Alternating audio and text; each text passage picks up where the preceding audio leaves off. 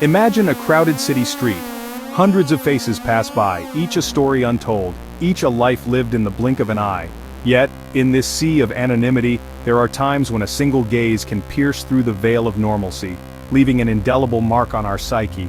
This is a story about one such gaze, a gaze that haunted a man's every waking moment, a gaze that held the terrifying power of recognition and the chilling promise of the unknown. It's a story that whispers of paranoia and the unsettling feeling of being watched, a tale spun from the fabric of our deepest fears. Are you ready to confront the enigma of the unblinking gaze?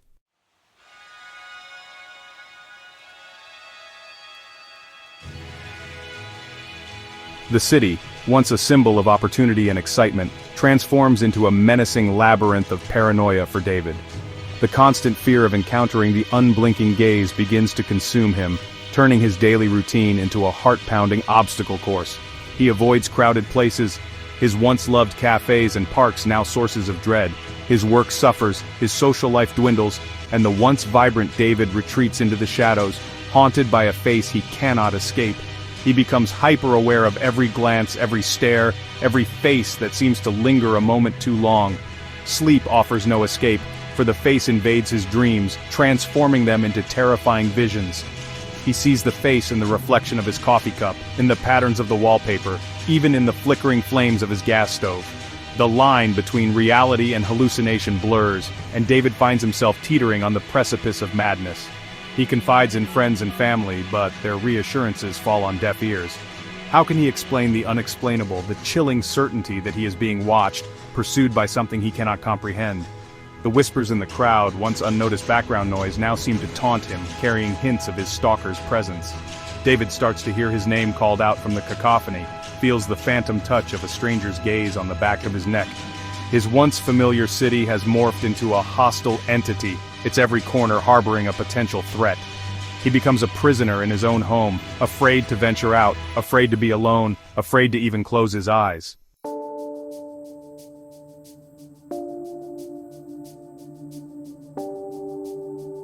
The once vibrant city pulsing with life now feels like a ghost town to David, haunted by the omnipresent gaze. Even in the solitude of his apartment, he finds no solace. Every creak of the floorboard, every rustle of leaves outside his window, every ring of the phone sends shivers down his spine. He is a prisoner in his own mind, trapped in a terrifying reality of his own making. The face, once a fleeting image, now dominates his every waking thought, a chilling portrait etched onto the canvas of his sanity. David's once organized life crumbles around him. His work suffers as his focus wanes, replaced by an all-consuming paranoia. His friends, concerned by his erratic behavior and haunted appearance, try to intervene, but their efforts prove futile. How can they possibly understand the torment that plagues him, the invisible terror that has become his new reality? The fear, once a whisper, now screams in his ears, driving him to the brink of despair. He seeks professional help, desperate for a logical explanation, a cure for this invisible ailment that has taken hold of his life.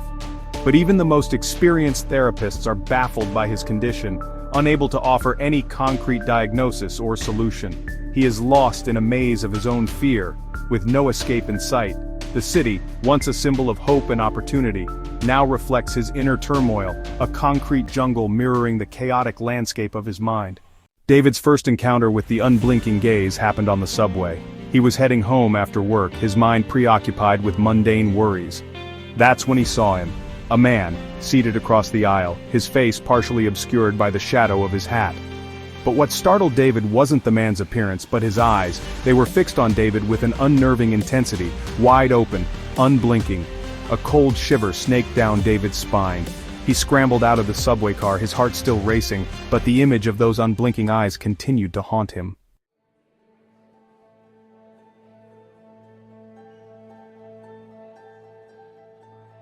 Days turned into weeks, and the memory of the man on the subway began to fade. He threw himself into his work, trying to outrun the unsettling memory. One rainy afternoon, David found himself in a bustling cafe. He settled into a corner table, his laptop open. He took a sip of his coffee. As he glanced up, his gaze fell on a man across the room. The man was reading a newspaper, his face obscured. David's pulse quickened. He tried to focus on his work, but his mind was drawn back to the stranger. The man was still there. his head buried in his newspaper. David's hand trembled as he reached for his coffee cup. The man's posture, the worn leather jacket, it all seemed familiar. A terrifying thought took root in his mind. It was him, the man from the subway, those same unblinking eyes now staring at him. David's breath caught in his throat. He couldn't tear his gaze away. The man slowly lowered his newspaper, revealing his face. It was him, the same unblinking eyes, the same smug smirk. The man looked up, his eyes locking onto David's. A knowing smile sent shivers down David's spine.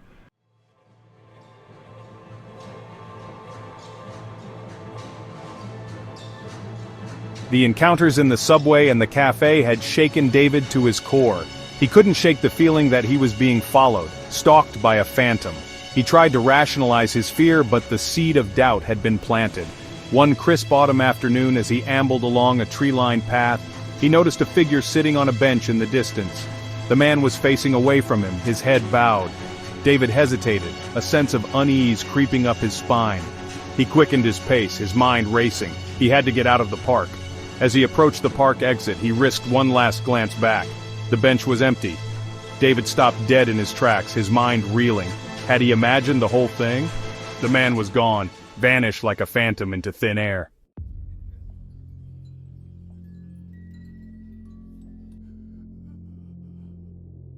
David's world was shrinking. The city had become a minefield of paranoia. He shunned social gatherings, seeking refuge behind locked doors. He couldn't escape the feeling of being watched. One evening, exhaustion washed over him. He walked towards the window. His gaze fell upon his reflection. He saw a stranger staring back. For a moment he barely recognized himself, but as he stared, he noticed something else. A chill ran down his spine. The reflection wasn't him, it was the man with the unblinking gaze. His face had superimposed itself upon David's. David stumbled back, heart pounding. He pressed his back against the wall. The room was empty. He was alone. Or was he? Reality and delusion blurred.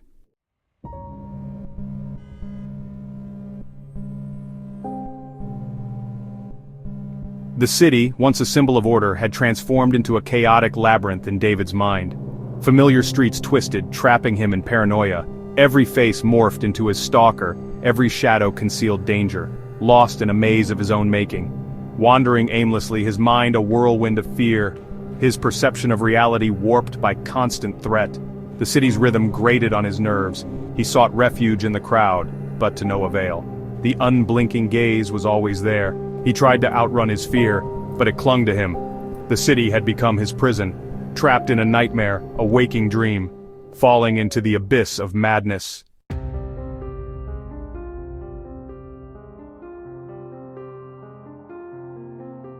Sleep, once a sanctuary, offered no respite for David. His nights were plagued by vivid nightmares, his subconscious hijacked by the unblinking gaze. He would jolt awake in a cold sweat, heart racing.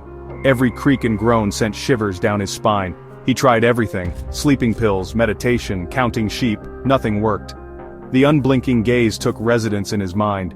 His dreams became a twisted funhouse mirror. He was trapped in a perpetual state of fight or flight. The boundaries between waking life and dreams blurred. He saw the unblinking gaze in reflections, strangers, even wallpaper. He was losing his grip on reality. The darkness held new terror where nightmares came to life. He dreaded the setting sun, knowing night brought the unblinking gaze. He was losing the battle for his mind.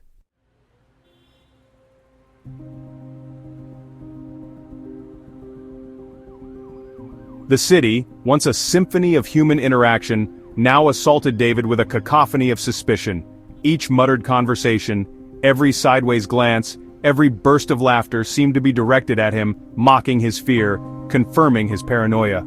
He became hyper-aware of every whisper in the crowd, every rustle of clothing, every footstep echoing behind him. He imagined conversations about him, people pointing him out, their whispers carrying on the wind, reaching his ears like venomous darts. He saw judgment in their eyes, pity in their smiles, confirmation that he was the subject of their hushed tones, the object of their morbid curiosity.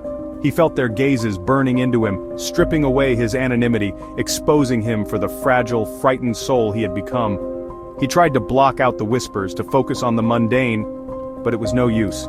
They followed him everywhere he went, a constant reminder that he was not alone, that he was being watched, judged, condemned. He was a prisoner in a city of whispers, his every move scrutinized, his every thought dissected by unseen eyes. The city had become his tormentor, its inhabitants his jailers. He was trapped in a cage of his own making, his fear the bars, the whispers, the constant reminder of his captivity. He was losing his mind, one whisper at a time. David had reached his breaking point. The relentless stalking, the unblinking gaze, the whispers, it was all too much. He knew he had to do something drastic to reclaim his sanity. He would confront his tormentor, demand answers, and break free from this nightmare once and for all. The decision was made.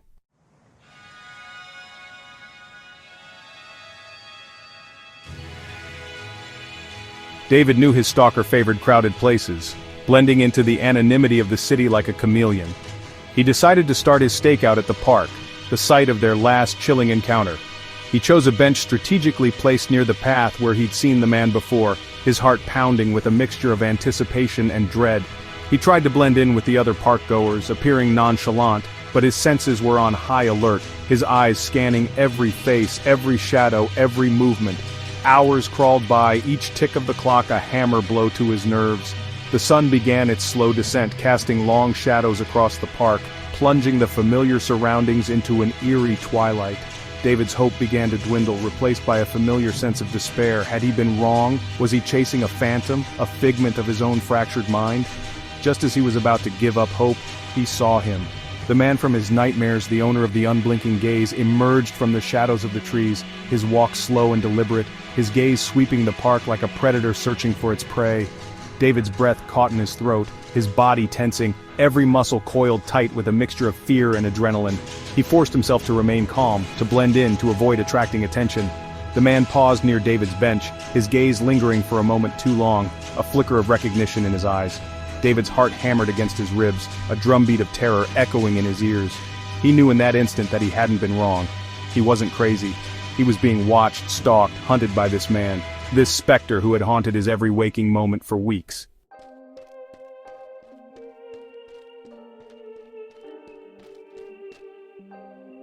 David waited until the man had moved further down the path, his back turned, before making his move.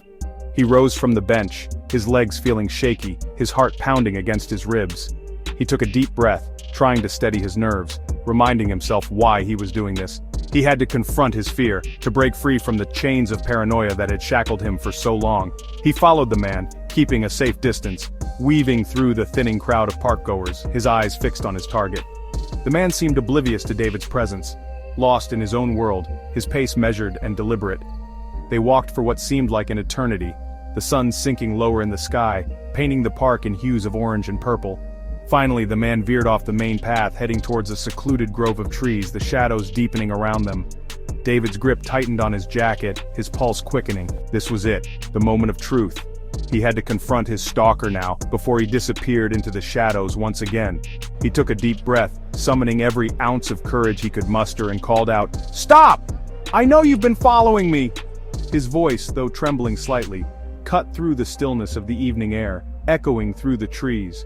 The man stopped in his tracks, his back still turned. For a moment everything was still, the only sound the distant chirping of crickets and the pounding of David's heart.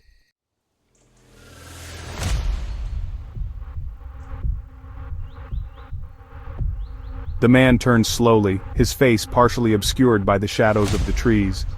David's breath caught in his throat. For a moment he couldn't believe his eyes. The man's face, it was his own.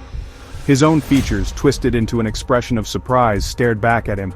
It was like looking into a distorted mirror, a terrifying reflection of his own fear and paranoia. David stumbled back, his mind reeling, his carefully constructed plan crumbling around him like a house of cards. What was happening? Was he hallucinating? Had he finally lost his grip on reality? He had expected anger, denial, even a hint of recognition from the man he had confronted. But this was something else entirely.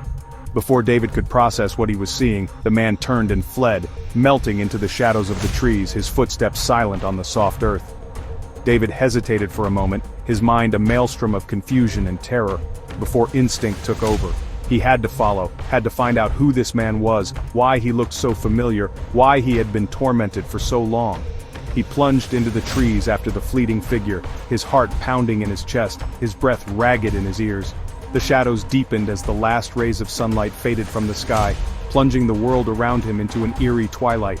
He could hear the man's footsteps ahead of him, faint but distinct, urging him onward. He had to catch him, had to unravel the mystery that had consumed his life.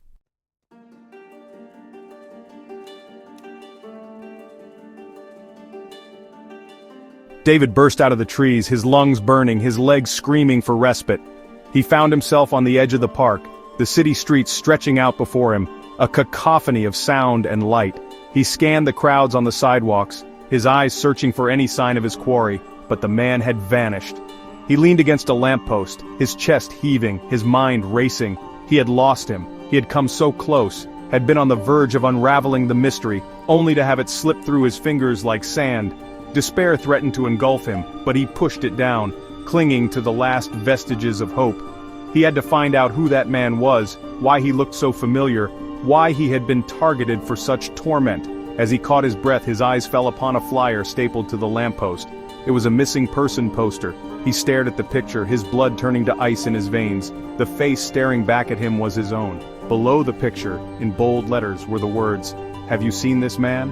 The caption beneath the photo read, "David Anderson, suffering from dissociative amnesia, last seen." The world seemed to tilt on its axis as the truth slammed into David with the force of a physical blow. It wasn't a stalker, it was him, another him, a fragmented piece of his own shattered psyche, a manifestation of his own forgotten past, his own lost identity. He wasn't being stalked, he was being haunted by himself.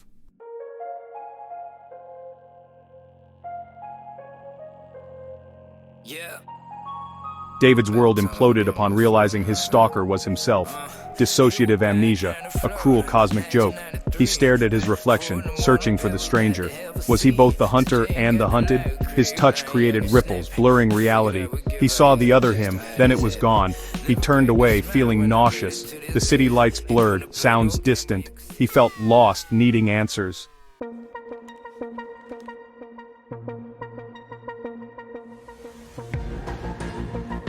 The doctor's files. The name David Anderson echoed in his mind. Was this his true identity? He had to know more. He spent hours searching online, desperate for answers. He found Dr. Emily Carter, a specialist in dissociative disorders. Hesitating, he pressed the call button, ready to face the truth.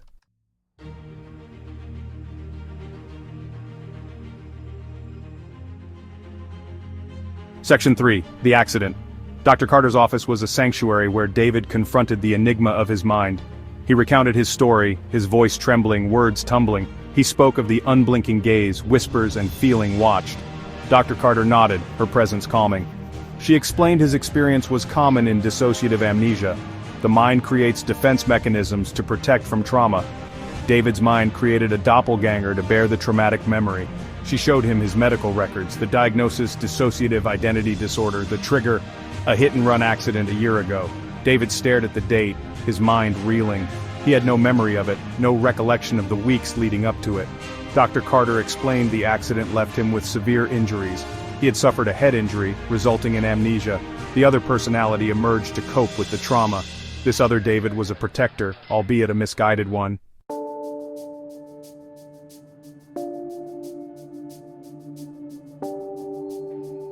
Section 4. Facing the Phantom Self.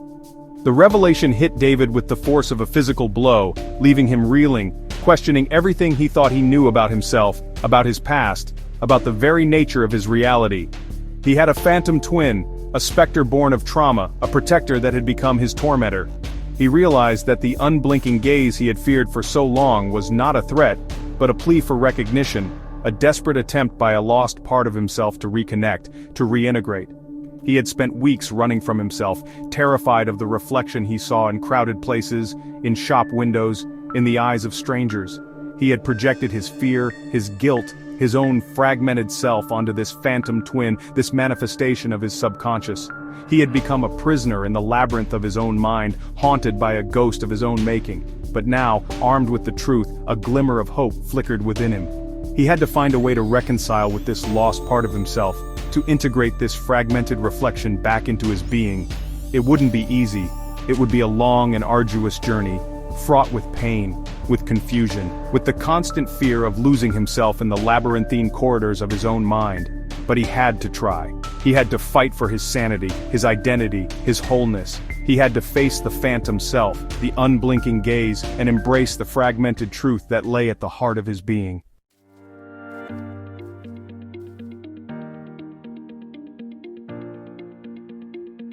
The journey back to wholeness was long and arduous, a winding path through the labyrinth of David's fragmented memories.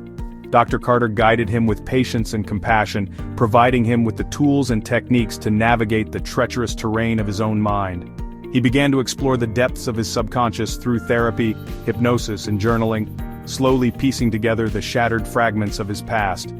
He experienced flashbacks, vivid and terrifying, glimpses into the moments leading up to the accident, the screech of tires, the blinding headlights, the searing pain. He confronted the guilt, the fear, the overwhelming sense of responsibility that had driven his other self into hiding, into the shadows of his subconscious. Through it all, he learned to acknowledge the existence of his other self, to listen to the whispers of his subconscious, to understand that this fragmented reflection was not a monster to be feared, but a wounded part of himself longing for healing, for integration. He discovered that the unblinking gaze he had once dreaded was not a threat, but a mirror reflecting his own fear, his own pain, his own desperate need for wholeness. And slowly, gradually, the fragments began to coalesce. The unblinking gaze softened, the whispers in the crowd faded, replaced by a growing sense of self-awareness, of integration, of wholeness. He was not whole, not yet, but he was on his way, guided by the unwavering compassion of his therapist, the unwavering belief that he could heal, that he could reclaim his life, his identity, his truth.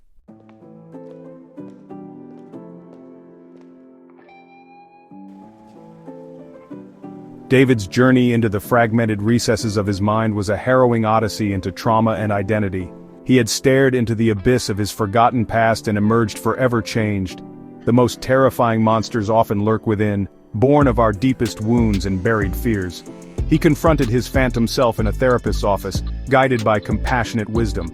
He uncovered a truth more terrifying than he could have imagined. He was both victim and perpetrator, locked in a macabre dance with a ghost of his own making. The unblinking gaze that haunted him was gone, replaced by a profound sense of loss. He was left with more questions than answers. Who was he truly, without the comforting narrative of a cohesive past? Could he ever escape the shadows of his own mind? The experience left him irrevocably altered, his perception of reality forever skewed. He had stared into the abyss, and the abyss had stared back, leaving its mark on his soul.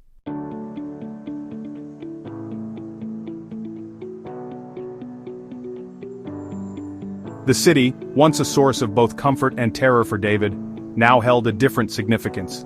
It was no longer a menacing labyrinth, but a vast and indifferent landscape, a testament to the anonymity of urban life, where millions of stories unfolded each day, unnoticed, unremembered. He had sought refuge in its crowds, hoping to disappear, to outrun the phantom that pursued him. He had found instead a reflection of his own fragmented self, a distorted image in the collective mirror of the city.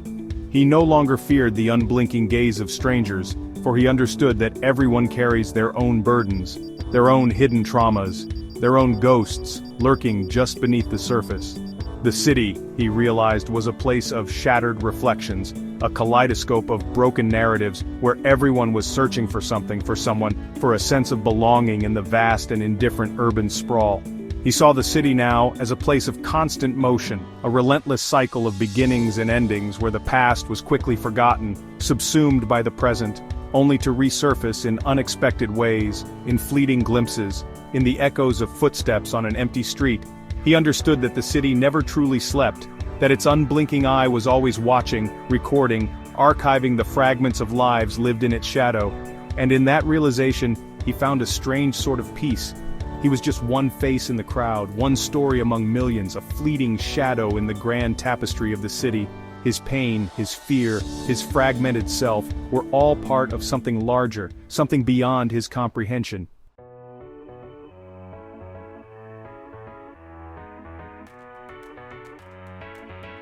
David's story is a stark reminder that the most unsettling mysteries are often found not in the shadowy corners of the external world, but within the labyrinthine depths of our own minds. It is a testament to the resilience of the human spirit, the capacity for healing, the enduring power of hope, even in the face of unimaginable trauma. He had emerged from the darkness of his amnesia forever changed, but not broken. He had stared into the abyss of his own fragmented self and found the strength to piece together a new narrative, a new understanding of who he was, who he could be. He had learned to live with the fragments, to embrace the uncertainties, to find beauty in the imperfect mosaic of his own being. The unblinking gaze, once a source of terror, had become a beacon, a reminder to look inward, to confront the shadows within, to seek healing in the face of trauma. He knew that the journey was far from over, that the fragments of his past might always haunt the periphery of his vision. But he also knew that he was not alone. He carried within him the strength of all those who had faced their own demons, who had navigated the treacherous landscapes of their own minds and emerged, scarred but not broken. He walked on, into the city, into the future, his gaze steady, his heart open to the possibility of healing, of wholeness, of a life lived in the full awareness of his own fragmented yet resilient truth.